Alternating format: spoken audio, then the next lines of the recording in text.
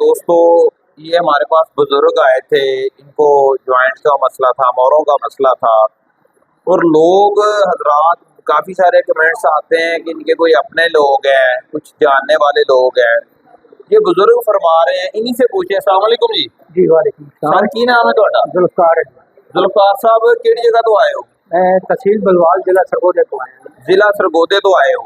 ਤੇ ਕੀ ਉਹ ਆਪਣਾ ਤੁਹਾਡੇ ਪਿੰਡ ਦੇ ਪਹਿਲਾਂ ਤੁਸੀਂ ਦੱਸ ਰਹੇ ਸੀ ਤਜਰਬਾ ਕੀਤਾ ਕੋਈ ਅੰਮਾ ਜੀ ਤੁਹਾਡੇ ਇਲਾਕੇ ਦੇ ਕੋਈ ਮਰੀਜ਼ ਭੇਜ ਕੇ ਤੁਸੀਂ? ਜੀ ਬਿਲਕੁਲ ਇਸ ਤਰ੍ਹਾਂ ਹੀ ਹੈ। ਉਹਨਾਂ ਨੇ ਦੱਸਿਆ, ਛੋਟੇ ਭਾਈ ਨੇ ਉਹਨਾਂ ਨਾਲ ਗੱਲ ਕੀਤੀ ਹੈ ਹਾਂਜੀ ਕਿ ਸਾਨੂੰ ਇਹ ਤਕਲੀਫ ਹੈ ਤੇ ਇਹਨਾਂ ਨੇ ਫਿਰ ਕਿਹਾ ਕਿ ਜੀ ਇਸ ਤਰ੍ਹਾਂ ਕਰਕੇ ਗੁਜ਼ਰੇ ਆਫਤਾਬ ਹਕੀਮ ਨੇ, ਠੀਕ ਹੈ ਤੁਸੀਂ ਉਹਨਾਂ ਕੋਲ ਜਾਓ, ਠੀਕ। ਇਨਸ਼ਾਅੱਲਾ ਸ਼ਿਫਾ ਮਿਲੇਗੀ। ਠੀਕ ਹੈ। ਤੇ ਉਸ ਤੋਂ ਬਾਅਦ ਫਿਰ ਉਹ ਮੈਂ ਮਾਂ ਜੀ ਦੀ ਤੁਸੀਂ ਕੀ ਕੰਡੀਸ਼ਨ ਦੱਸਦੇ? ਪਹਿਲੇ ਕੀ ਕੰਡੀਸ਼ਨ ਸੀ ਤੇ ਹੁਣ ਕੀ ਕੰਡੀਸ਼ਨ? ਪਹਿਲਾਂ ਉਹਨਾਂ ਦੀ ਇਹ ਕੰਡੀਸ਼ਨ ਹੈਗੀ ਸੀ ਕਿ ਉਹ ਚੱਲ ਨਹੀਂ ਸੀ ਸਕਦੇ, ਠੀਕ ਹੈ ਖਾਣਾ ਪਕਾਣਾ ਤੇ ਬਹੁਤ ਦੂਰ ਦੀ ਗੱਲ ਹੈ। ਠੀਕ ਹੈ ਲੇਕਿन ਇਹ ਕਿ ਜਿਸ ਕਿਤੇ ਇੱਥੋਂ ਦਵਾਈ ਲੈ ਕੇ ਗਏ ਨੇ, ਉਹ ਖਾਣਾ ਵੀ ਬਣਾ ਰਹੇ ਨੇ, ਆਟਾ ਗੁੰਨ ਬਰਤਨ ਧੋ ਝਾੜੂ ਦੇ, ਯਾਨੀ ਕਿ ਸਾਰਾ ਘਰ ਦਾ ਕੰਮ ਕਿੰਨੀ ਕੁ ਦੇਰ ਹੋ ਗਈ ਜੀ ਉਹਨਾਂ ਨੂੰ ਗਿਆ ਨੂੰ? ਤਕਰੀਬਨ 8 ਜਾਂ 10 ਦਿਨ ਹੋਏ। 10 ਦਿਨ ਹੋ ਗਏ ਨੇ ਉਹਨਾਂ ਨੂੰ ਗਿਆ। ਜੀ ਬਿਲਕੁਲ ਉਹ ਮਾਸ਼ਾਅੱਲਾ ਬਿਲਕੁਲ ਠੀਕ ਜੀ, ਠੀਕ ਹੈ।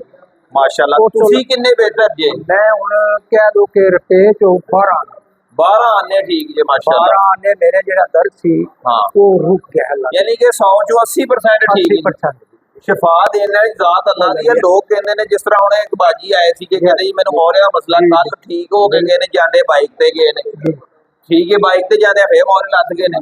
ਜਦੋਂ ਉਹਨਾਂ ਨੂੰ ਬਾਈਕ ਦਾ ਸਫ਼ਰ ਮਨਾ ਕੀਤਾ, ਕੁਝ ਹਜ਼ਰਾਤ ਕਰਦੇ ਆ ਕਿ ਪਰਹੇਜ਼ ਨਹੀਂ ਕਰਦੇ, ਇhtiyat ਨਹੀਂ ਕਰਦੇ, ਬਾਅਦ ਬਲੇਮ ਕਰਦੇ ਕਿ ਇੰਨਾ ਅਸੀਂ ਠੀਕ ਹੋ ਗਏ ਸੀ, ਦੁਬਾਰਾ ਮਾਮਲਾ ਕਿਉਂ ਬਣਿਆ? ਨਾ ਬਾਈਕ ਦੀ ਪਰਹੇਜ਼ ਕਰਨੀ, ਜਿਹੜਾ ਝਟਕੇ ਤੋਂ ਜੰਮ ਤੋਂ ਅਸੀਂ ਪਰਹੇਜ਼ ਦੱਸਣੀ, ਉਹ ਪਰਹੇਜ਼ ਨਹੀਂ ਤੁਸੀਂ ਕਰਨੀ। ਜਨਾਬ ਹਕੀਮ ਸਾਹਿਬ ਤੁਹਾਡੇ ਨਾਲ ਥੋੜੀ ਵੱਜੇ ਨੇ। ਬਿਲਕੁਲ ਇਸ ਤਰ੍ਹਾਂ ਹੁਣ ਮਾਸ਼ਾਅੱਲਾ ਤੁਸੀਂ ਬੈਠੇ ਹੋ, ਕਿੰਨੇ ਤੁਹਾਡੇ ਇਲਾਕੇ ਦੇ ਮਰੀਜ਼ ਠੀਕ ਹੋਏ ਹੋਏ ਨੇ, ਬਿਲਕੁਲ ਔਰ ਉਹਨਾਂ ਤੋਂ ਤੁਸੀਂ ਉਹਨਾਂ ਦਾ ਤਜਰਬਾ ਕਰਕੇ ਆਏ ਹੋ। ਜੀ ਬਿਲਕੁਲ ਇਸੇ ਤਰ੍ਹਾਂ ਹੀ ਹੈ, ਕੋਈ ਸ਼ੱਕ ਕੋਈ ਡਾਊਟ ਕੋਈ ਗਿਲਾ ਨਹੀਂ, ਕੋਈ ਸ਼ੱਕ ਨਹੀਂ, ਕੋਈ ਸ਼ੁਬਾ ਨਹੀਂ। ਅੱਲਾਹ ਪਾਕ ਦੀ ਜ਼ਾਤ ਸ਼ਿਫਾ ਦੇਵੇ। ਜਿਹੜੇ ਬੈਡ ਕਮੈਂਟਸ ਜਾਂ ਜਿਹੜੇ ਬੈਡ ਵੀਡੀਓਜ਼ ਬਣਾਉਂਦੇ ਨੇ, ਕੋਈ ਚਾਰ ਆਨੇ ਲੈ ਕੇ ਕਿਤੇ ਮੁਖਾਲਫ ਹਕੀਮਾਂ ਕੋਲ, ਉਹਨਾਂ ਦੇ ਬਾਰੇ ਕੀ ਕਹਿਣਾ ਚਾਹੋਗੇ ਤੁਸੀਂ ਲੋਕਾਂ? ਮੈਂ ਉਹਨਾਂ ਨਾਲ ਇਹੀ ਗੱਲ ਕਹਾਂਗਾ ਕਿ ਫਰਾਡ ਕਰਦੇ ਨੇ, ਉਹਨਾਂ ਦੇ ਫਰਾਡ ਚ ਮਤ ਆ। ਹਾਂ, ਉਹਨਾਂ ਦੇ ਫਰਾਡ ਚ ਮਤ ਆਣਾ, ਜਿਹੜੀ ਹਕੀਕਤ ਹੈ ਉਸ ਪਾਸੇ ਇੱਕ ਦਫਾ ਆ ਕੇ ਚੈੱਕ ਕਰਨਾ ਚਾਹੀਦਾ ਜਾਂ ਨਹੀਂ ਕਰਨਾ ਚਾਹੀਦਾ?